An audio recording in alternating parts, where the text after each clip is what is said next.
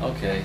We're doing the valves on the system. This is a chamber, a valve chamber for a primary set of valves. There's two sets of valves that go to the piano. There's 88 little bellows that activate the 88 keys.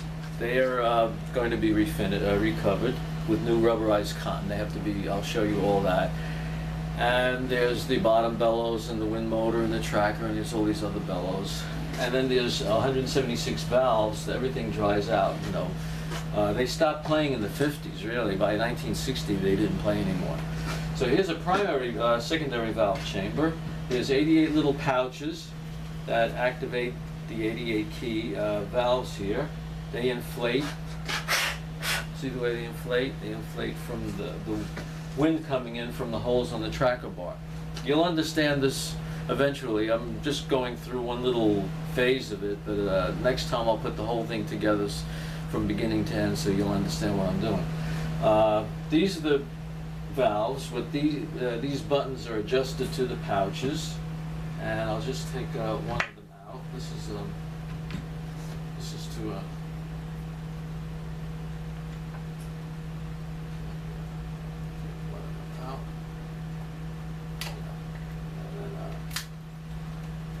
so what I do to here is I polish the plates and I change the leather facings. This is a new leather facing here, and they're gapped so that they travel with pieces of paper behind here, and then they're all put together. This is all new leather. They're punched out. You see here. Here's some leather here from the valves. I take a piece of leather, like here, and I just punch out little circles and then make little holes in the middle. And put all these back again. I'll just put this back. And this one was done. And here's the valves to the system on the table here. So each one has a facing. What I did is I changed the back facing with new leather, and I'm gapping them with different thicknesses of paper and leather back here. And I had to change the facings, and I had to polish the plates. And I'm also rebushing all of these guides. You see the guides, the holes become larger. This is new leather here on here, and then this has to be trimmed. And then we get these glasses out of the way. So these are all rebushed so that the wire doesn't wobble inside. A lot of times you have moths or mites that eat the bushings, and the bushings wear out. So you do that on the 88 in the front.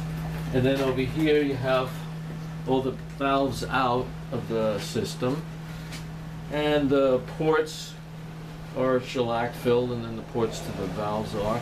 And then all of these were re-cleaned out, and all of these have to have all new leather, leather like this. You have to put glue around it, and then put it through, and then pull it from the other end, and then and this piece isn't long enough, but you just pull it through, and you have glue around it, and then it sticks to the hole, and then when it dries you trim it, and then you can then the wire, the wire will go right through it, and it won't wobble around like it does here.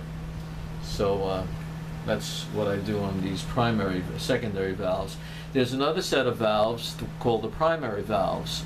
They have two facings to each one too. I'll show you what they are, and I'll show you that they're all done, and I'll show you some that weren't done, and I'll show you the 88 bellows that are in the process of being all recovered, and then I'll show you a set that hasn't been touched yet, and you'll see all the work that's done on the system, and then I can give you the three prices.